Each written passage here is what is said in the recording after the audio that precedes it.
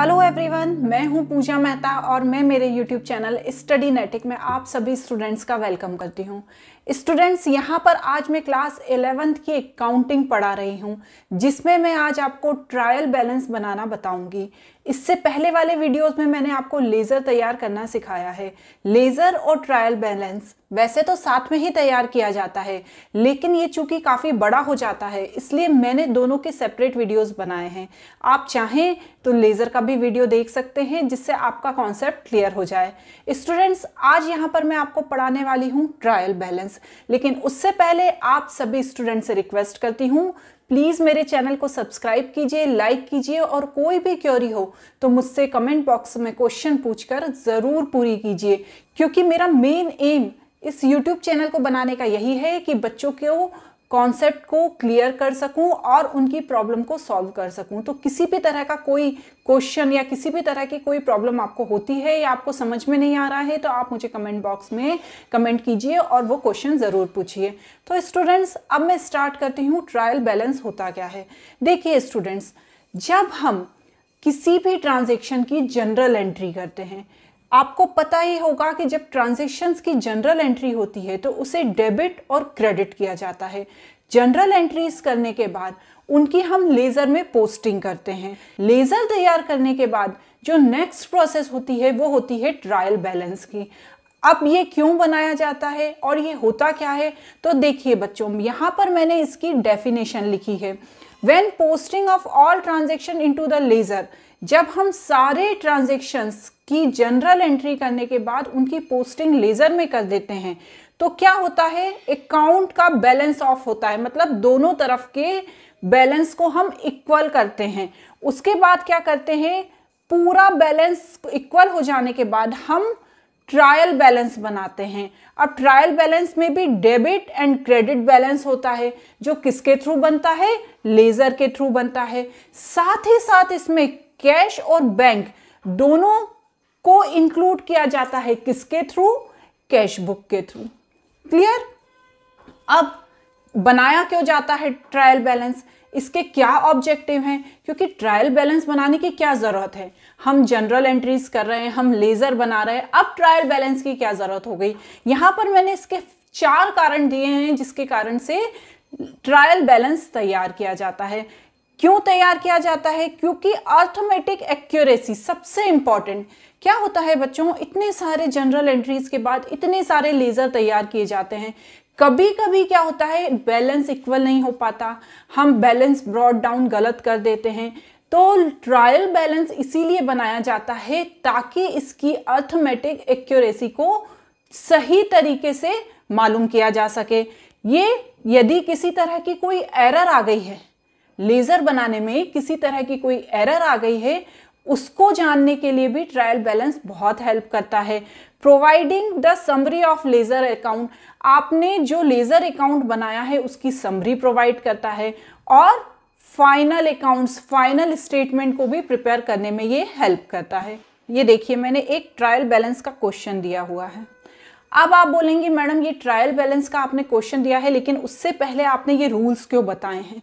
देखिए बच्चों, rules of debit and credit का मैं एक सेपरेट वीडियो बनाया है मैंने, जिसे आप आई बटन प्रेस करके देख सकते हैं, लेकिन यहाँ पर मैं शॉर्ट में आपको फिर से रिवाइज करा देती हूँ, क्योंकि ट्रायल बैलेंस में rules of debit and credit बहुत ज़्यादा इंपॉर्टेंट है।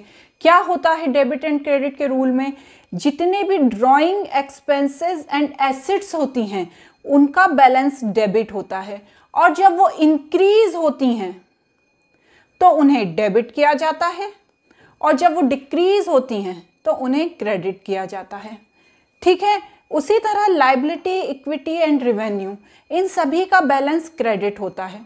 जब वो इंक्रीज होती हैं बिजनेस में तो उन्हें क्रेडिट किया जाता है, और जब वो डिक्रीज होती हैं तो उन्हें डेबिट किया जाता है। इसके लिए मैं एक बात और आपको समझाऊंगी, जिससे आपका यदि कॉन्सेप्ट क्लियर नहीं है तो वो क्लियर हो जाएगा। जैसे एसेट्स हैं, किसी बिजनेस में यदि एसेट्स आती हैं तो क्या होता है, बिजनेस में एक और एसेट्स ऐड हो जाती है ना। जैसे हमने फर्नीचर खरीदा या हमने कोई मशीनरी खरीदी, तो हमारे बिजनेस में वो एक और आ गई, एक और ऐड हो गई, तो उनका बैलेंस क्या होगा, डेबिट होगा। क्यों होगा? क्योंकि उनको वो इंक्रीज हो गई हैं हमारे बिजनेस में, वो बढ़ गई हैं हमारे बिजनेस में। उसी तरह से लायबिलिटी है, हमने यदि किसी तरह का कोई बैंक लोन ले लिया तो उसका बैलेंस क्या होता है, क्रेडिट होता है। उसका क्या रूल है कि जब वो इंक्रीज होती हैं तो उन्हें क्रेडिट किया जाता है। तो बच्चों आपको ये फॉर्मूला, ये जो रूल्स हैं इन्हें याद कर लेना है। याद करने की वैसे ज़रूरत नहीं होती, जब आप क्वेश्चंस करते जाते हैं तो ऑटोमेटिकली आपको समझ में आता जाता है। लेकिन यदि आप फर्स्ट टाइम ट्रायल बैलेंस बना रहे हैं या फर्स्ट टाइम एंट्रीज कर रहे हैं तो आपको एक पेपर पे इन्हें नोट करके रख लेना है और उसे अपने साथ में रखना है। जब आप ऐसा करेंगे तो होगा क्या कि जब भी आपको किसी तरह का कोई कंफ्यूजन होगा तो आप फटाक से वो कागज उठाकर देख सकते हैं और उससे एंट्रीज कर सकते हैं। अब यहां पर मैं क्वेश्चन लेकर आई हूं, ट्रायल बैलेंस को प्रिपेयर करना है। ठीक है, यहां पर सारे हमने अकाउंट्स के नाम दिए हुए हैं। ठीक है, नंबर वाइज 1, 2 इस तरह से हमने नंबर वाइज दिए हुए हैं। इनकी एंट्री हमें किस में करनी है, ट्रायल बैलेंस में करनी है। ये सिर्फ एक छोटा सा एग्जाम्पल है जिसमें आपको ट्रायल बैलेंस का फॉर्मेट भी समझ में आ जाएगा और किस तरह से ट्रायल बैलेंस में एंट्री करते हैं वो भी समझ में आ जाएगा। इस क्वेश्चन के बाद जो मैं नेक्स्ट वीडियो लेकर आऊंगी उसमें मैं आपको general, ledger and trial balance तीनों को साथ में करना बताऊंगी। लेकिन अभी यहां पर सिर्फ मैं ट्रायल बैलेंस कैसे बनाते हैं वो आपको समझाऊंगी। अब ध्यान से इस क्वेश्चन को देखिए और उसके बाद उसमें दिए हुए आंसर को देखिए। अब जैसे यहां पर पहले दिया है कैपिटल, कितनी, 2 लाख रुपए। अब कैपिटल क्या होती है? जब कोई बिजनेसमैन बिजनेस में कैपिटल लगाता है तो क्या होता है, बिजनेस के ऊपर वो लायबिलिटी होती है। क्यों होती है? क्योंकि उसे, उस बिजनेसमैन को उसे लौटाना पड़ता है। जैसा कि आप जानते हैं अकाउंटिंग की टर्म में बिजनेसमैन और बिजनेस अलग अलग चीज होती हैं। तो बिजनेसमैन जो होता है वो बिजनेस में क्या करता है, कैपिटल लगाता है। अब एक टाइम बाद उसे वापस लौटाना पड़ता है क्योंकि वो भी तो अर्निंग करना चाहता है ना। तो वो बिजनेस के ऊपर लायबिलिटी हो गई, उसका भार हो गया कि उसे बिजनेसमैन को वापस लौटाना है। तो क्या होता है, जो भी लायबिलिटी होती है देखिए उसका बैलेंस क्रेडिट होता है और जब वो बिजनेस में इंक्रीज होती हैं तो उन्हें क्रेडिट किया जाता है। तो जब कैपिटल 2 लाख रुपए की है, देखिए इस तरह का फॉर्मेट होता है जिसमें serial number, account title, debit balance and credit balance लिखा जाता है। यहाँ पर ट्रायल बैलेंस लिखा जाता है और जो कंपनी होती है उसका यहाँ पर नाम लिखा जाता है, साथ ही साथ डेट भी लिखी जाती है। अब जो कैपिटल है, कैपिटल क्या है बच्चों, 2 लाख रुपए की बिजनेस में आई तो बिजनेस पे लायबिलिटी बढ़ गई तो हम यहाँ पर क्रेडिट साइड क्या लिख देंगे, 2 लाख रुपए लिख देंगे। अब आप ये नहीं पूछना कि मैडम हमने क्रेडिट साइड 2 लाख रुपए क्यों लिखे हैं। क्यों लिखे हैं? क्योंकि ये लायबिलिटी है और जब लायबिलिटी बिजनेस में बढ़ती हैं तो उनका बैलेंस क्रेडिट होता है। इसी तरह सेकंड क्या है, स्टॉक। स्टॉक कितना है बच्चों, सेकंड क्या है, स्टॉक 70,000। अब स्टॉक क्या होता है, आप देखिए ये टेबल, ये रूल्स देखिए। स्टॉक बिजनेस के एसेट्स होते हैं और जब बिजनेस के एसेट्स बिजनेस में बढ़ते हैं तो उनका बैलेंस डेबिट होता है। देखिए ये एसेट्स, इसका बैलेंस डेबिट, और जब ये इंक्रीज होंगे तो इन्हें डेबिट किया जाएगा। तो जब स्टॉक 70,000 हैं तो इनको हमें डेबिट करना है। क्लियर? नेक्स्ट क्या है, कैश। कैश का बताइए, जब बिजनेस में कहीं से कैश आता है, कैश मतलब क्या हो गया, बिजनेस में अर्निंग हो गई ना, तो बिजनेस में जब कैश आता है तो उसका बैलेंस भी डेबिट किया जाता है। ठीक है ना, तो उसकी एंट्री भी हम कहां पर करेंगे, कैश की डेबिट में। क्लियर हो रहा है ना? जिससे बिजनेस में पैसा बढ़ता है उसका बैलेंस डेबिट होता है, जिससे बिजनेस में पैसा घटता है उसका बैलेंस क्रेडिट होता है। नेक्स्ट क्या है, डेटर्स। डेटर्स कौन होते हैं, जो पैसा देते हैं। ठीक है ना, जिनसे हमें पैसा लेना है, यदि वो हमें पैसा दे देंगे तो हमारे पास पैसा आ जाएगा। तो यहाँ पर 3 लाख के डेटर्स दिए हैं तो उनसे हमें पैसा मिलेगा तो उनका बैलेंस हम डेबिट करेंगे क्योंकि वो भी एसेट्स में इंक्लूड हो जाएगा ना। और एसेट्स का देखिए, सिर्फ एसेट्स का ही नहीं, साथ ही साथ किस किस का, एक्सपेंसेस का और ड्राइंग्स का, इन सब का बैलेंस डेबिट होता है। लेकिन मोस्टली जो क्वेश्चन आते हैं ना वो एसेट्स के ही आते हैं, जिससे आपको क्या होगा, ज्यादा कंफ्यूजन होगा नहीं।